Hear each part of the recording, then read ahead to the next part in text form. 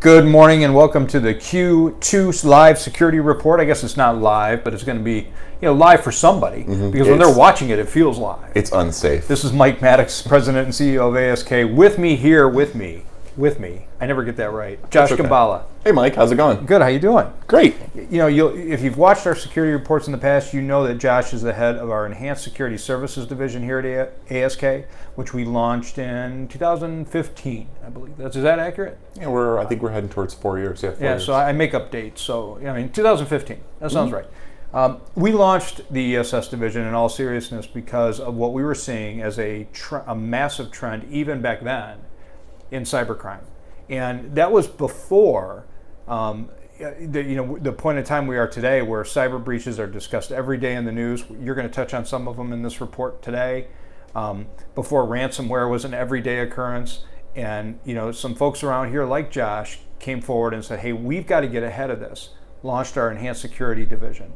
Right? Yeah, I think it was not just that there was a lot of cybercrime and it was becoming more prevalent, but also just that we recognized a lack of preparedness in a lot of environments, and a lot of the I'm too small to be a target, or what would anyone want from our company. A lot of myths. Lack of awareness, lack of preparedness, and we thought that we could help with that. For sure, and we certainly have. I mean, this part of our business has exploded and grown due to the dire need in the business community. We're going to talk about that today. Before we get into that, I want to talk about a few business aspects of what we've seen over the past quarter. Just touch on a couple things briefly, and then Josh, I want to ask you specifically about 4 different things that have been in the news recently that I think business owners need to be aware of. Sounds good. So as far as the business report goes, I want to touch on a couple of areas. One is, and we've talked about this in the past in our security report, is staff training. If I can emphasize one thing, and I had a conversation yesterday with a business owner that asked this question, if you could pick one thing, what would it be? And my answer is always, you need 3 pillars of good IT management. You need a proactive monitoring and management system for your IT environment. You need a backup system, and you need proactive cybersecurity. Key to that proactive cybersecurity is training your staff. And that's something I know you do, Josh, and a number of people around ASK are trained to do, is to go into a business and teach people about security habits, specifically phishing emails. Yeah, awareness is really important. I mean, if you don't know that you're being targeted and don't know what to look for, we really can't expect anything other than bad results. Right. And I had this conversation yesterday that I referred to. It's not that people want to click on a bad link. It's not that they intend to get malware or ransomware. They are fooled into it. That's what phishing is. It's very deceiving. But there are aspects of phishing that you can teach people to look for and dramatically reduce the amount of times that they're likely to click on a bad link. And that's really the goal. The goal isn't necessarily to eliminate it. It's to establish that awareness, to reduce the likelihood. Risk no mitigation. Matter what it is. It's a mitigation. Yeah. And along the same lines, you still need all those technical mitigations in place, anticipating that someone is going to click. And that goes into training too, because the more security you implement into your business, there is a phenomenon where you get a little bit less freedom. There's a little bit less flexibility. And what I found is when that goes in and it doesn't work, it's because you have not done the training with your staff. You haven't told them why you're doing what you're doing. When you train people, they understand. Their livelihood is at stake. Their business is at stake. Yeah, the communication is really important, and also the executive buy-in. I mean, something we talk about all the time. If you have an IT staff and you try to get your IT staff to drive your security program is probably going to fail. Security needs to be driven from the top down. Yeah, we talk about that all the time. Secondly, I want to talk about having a good security plan. If you do not have a disaster recovery, security, incident response plan as a business, and many businesses don't, you're not alone. It's hard to do. It's one of those tasks and to-dos that often as business leaders, we have it on our list, but we don't get to it because of the pressing matters of the day. You don't want to wake up the day of a major cyber breach and realize that you should have done this. You want to have that plan in place before that happens, ahead of time. So that's the second thing I wanted to touch on. Yeah, we've worked through incidents where there was no cybersecurity plan, no disaster recovery, no incident response, where none of that was in place. and they were trying to make those decisions on the fly, and they're terrible incidents to work. You've worked through them with the incident response plan And without, with and without. Yep. Without's a lot more painful. It's much more painful. So leaving it at that, some statistics that I wanted to share with our audience. In April of this year, the latest stats we have, our Enhanced Security Services team, led by this fantastic man over here, Josh Gambala. Thanks, Mike. Tracked 13 unique phishing campaigns a day. That was 13 in the environment that we cover in our base. Ingested over 25 million data points a day. 25 million data points a day were ingested by our proactive monitoring system to look for malware breaches, bad things that could affect our clients. Analyzed over 100 pieces of malicious software in the month. So legitimate malicious software that would take down a business were brought to its knees and prevent it from harming our clients. Right, Maldocs, Trojans, etc. Yep. In April, you guys responded to over 30 incidents a week on average, which is phenomenal, and monitored over 3,000 endpoints in 9 different countries for our client base. Great. That's fantastic. Thanks. I should appreciate. We stay busy. I should appreciate you more than I do, and I do. That's a phenomenal amount of work, and that also gives you, as our audience, if you're a business owner, just a little glimpse into how widespread cybercrime is right now. It's everywhere. I mean, we are not an international player at ASK. No. We are a Midwest, Michigan-based company serving our clients as best we can with a phenomenal team. But I'm telling you, it is massive. The threat is massive. So Josh, let's talk about a few of those threats and things that have been in the news recently. All right. The first one I want to touch on is a warning came out recently regarding Microsoft Windows 10. And that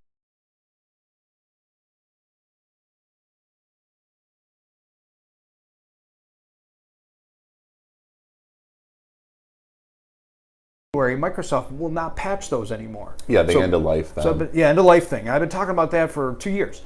And now this warning came out and said, okay, if you're running Windows 10, which our clients are, we're moving everybody to Windows 10, they're saying, okay, we're moving to Windows 10. I saw this warning. What is it? Let's talk about what it is. Well, fortunately, this isn't inherently a problem with Windows 10. This is an issue with a very common piece of software that is you find on pretty much all Dell computers. And it's the Dell Support Assistant software.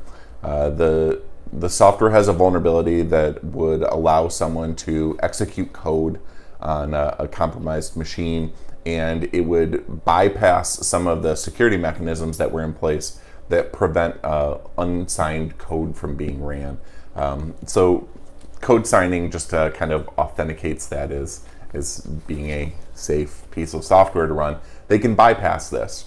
Okay. Using this software, it can replace the files and allow them to do that. So put in less technical terms, if you have a Dell computer running Dell Secure Anywhere. No, it's a Dell Support Assistant. Dell Support Assistant, I'm sorry. On Windows 10, there is this vulnerability that's been identified, this hole, this breach, this gap. What do you do? If you're a business owner, what do you do with that? You can uninstall the application. That's definitely one way to go about it. We're not really a big fan of the bloatware that gets sent even on corporate computers. We like to see that corporations have established their own baseline image for workstations. Yeah, so when we roll stuff out, we tend to, blast all that stuff away. Right, anyway. all of that software goes away. But not every business has has the good fortune of being an ASK customer. So, but you're welcome if you would like to join us. But let's say you're a business out there, you don't know, you look, if you have this software on your systems. You should uninstall it. I'm sure that they will patch it, but I doubt that it's serving much purpose for most organizations. So in the meantime, talk to your IT staff, talk to your IT vendor, ask them, does this exist on our Windows 10 Dell computers? And if it does, can you please remove it? Yeah, there have been some other really high profile vulnerabilities though that had to do with like remote desktop. So if you have public facing remote desktop, you shouldn't, but if you do, those systems would have needed to be patched within the last quarter. And I think what you're getting into is if you're a business owner, it's beyond just this. You should be getting an assessment. Ask a qualified security company. If you don't have one, give us a call to come in and look at what's on your systems, because there are other vulnerabilities. This is only one we're talking about. Right. But there are many. Yes, right? for sure. Let's get into the second thing. Quest. People may remember, huge story, about a year ago, the company Quest had a massive data breach. They were a company that served the medical collections industry, if I remember correctly, and they had a huge data breach.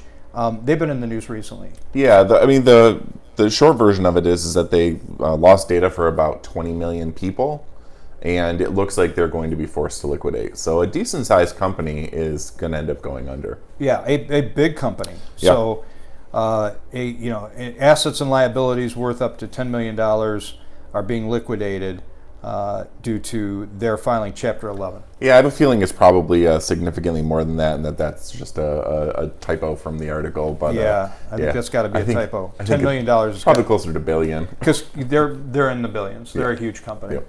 So let's change that to billion. I'm doing it right now, and got that done. Moving on to incident number 3. This is a good one. City of Baltimore. We've talked about this one a couple times. Yeah, we have. So I saw the best quote yesterday, and it said the reason the city of Baltimore ended up in such a bad place is because they were running their IT department like it was 1999. Which really is kind of fair. I mean, they had antiquated systems. It's okay to party like it's 1999, but not running your IT department like it's 1999. Yeah, they had antiquated systems, old patching. I mean, it was a mess. Yeah. And they got caught. But you know what? They're not alone. We see this a lot. No, actually, there's 2 cities in Florida, one after another, that have both paid ransoms of between $100,000 and $400,000. Baltimore in the last, week. Am I wrong? They did not pay the ransom. They did not. Okay. Yep. Which we would say is the right thing to do. Right. We discourage anyone from paying the ransoms. We know that is a really hard decision to make, and it's easy to say sometimes from this side of the chair. But if people stop paying them, there's really no financial incentive anymore. Well, and on top of that, if you do pay the bad guys, here's a shocker. They may not give you your data back. That's right. And if they do, they're going to leave themselves a way back in, and they now know that you're willing to pay. Well, speaking of that, one of the large crews that runs ransomware, a piece of ransomware called GanCrab, they actually announced their retirement about a month ago. And they basically sent out a notification saying, look, if we have your data and you're thinking about paying it, now's the time, because we're deleting all of the encryption keys when we retire. Yeah, it's crazy stuff. They're announcing their retirement. That's right. That's the point we've gotten to. Yep. In the meantime, the city of Baltimore, the government was completely shut down. All email was shut down. Payments to all city departments couldn't be made. Real estate transactions couldn't be processed.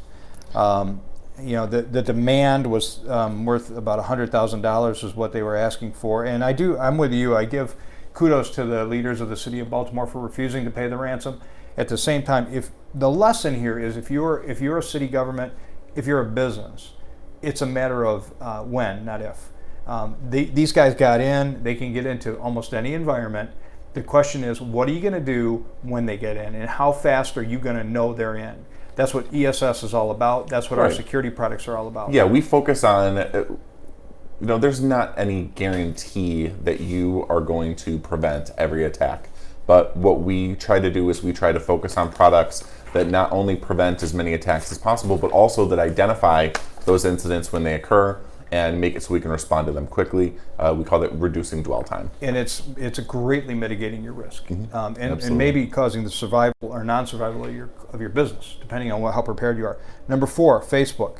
Facebook was in the news. People will remember the massive Facebook breach. Very embarrassing for Facebook. Which one? Well, there have been numerous, right? Yeah, and there's more. Another 540 million Facebook users' data have been exposed. It was announced. Yeah. 540 million. So it's just a continuation of the same for them. If I had to guess what the issue at Facebook is, I would say that it's a company that grew pretty quickly. They probably did not grow their technology as fast as they were growing their customer base. Right. And they ended up in a bad situation, and then they've got a monster to manage, and they don't have a security protocol underneath it. Right. So, and now they want to do cryptocurrency. I saw and dating, and which just give them more personal. That's what we need is information. cryptocurrency. Yeah. And before we beat up too much on Facebook, they're not going to be the only one, and they are not the only company to suffer a massive breach. We see it here in Michigan. We see it here in Lansing. We see it every day. The statistics I read at the top of the broadcast. you see it every day. Yeah. So And I've walked out of the department. I think that they've responded to 2 security incidents already this morning. and I've only had half a cup of coffee so far. So That's about where I'm at too. Yeah, I mean that's a typical day. So the lesson for business owners out there is, again, getting back to, it's not a matter of if this will happen to them. It will. Every leading cybersecurity expert in the world is saying every business will be breached. That's a given. There's a good lesson in there though. Facebook was storing passwords in plain text. Yeah. We've seen people storing passwords in what we call reversible encryption, so that like a customer service representative can actually see your password, which is kind of what they had going on. People need to stop reusing passwords. Right. If you want a personal takeaway. And to me, the thing that is I'm so passionate about is all of this is, I want to use the word preventable. It is preventable to the degree that we're seeing it out there today in businesses. Absolutely. You can't eliminate cybercrime and cyber risk, but you can massively reduce the risk of the impact on your business. And it's not overwhelmingly expensive to do. I mean, the systems and the products that ESS has are affordable for a business of any size.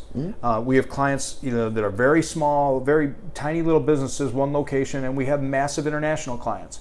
And the solutions scale up and down depending on what the need is. And the risk can be mitigated, to a great extent. And it's unfortunate when something happens to these businesses because it's of lack of knowledge. That's why we do this security report every quarter, and why we're so passionate about security. Yeah, and not everything is, here's the solution, let's put the solution in place, now the problem is fixed. A lot of it is pointing to a specific issue and saying, okay, if we just do this part of it a little bit differently, you can eliminate that risk. And it's having someone that's able to identify that and make you aware of it that is really important. And that's what your ESS consultants do. Correct. Is they come work with a as part of all of our solutions and enhance the security profile over time. This is an ongoing effort. So you start with a roadmap. You get the big stuff, right? Get the low-hanging fruit, and then work with the business over time to keep increasing the profile. And risk, the threat landscape changes too. Every day. So you guys stay ahead of that. So you kind of know what our businesses need to be ahead of. And that's what our consulting practice does. So if you need help with that, if you don't have a qualified security provider that you're working with and you're a business owner, trust me, you need one, call us. We'd be glad to help you. If you do have one, talk to them. Ask them about an incident response plan. Ask them what the roadmap is going forward over the next couple of years to increase your security posture. Ask them about plain text passwords. Ask them about Dell and the security, the incident that we talked about earlier. What's the word I'm looking for? The security vulnerability we talked about earlier. Right. Ask the right questions. Make sure that you have a consultant that you can trust, and put a plan in place. I think that's a good takeaway. So I think that's where we're at. Thanks for watching, everybody. Have a fantastic week. This is Mike and Josh signing off. Thank you.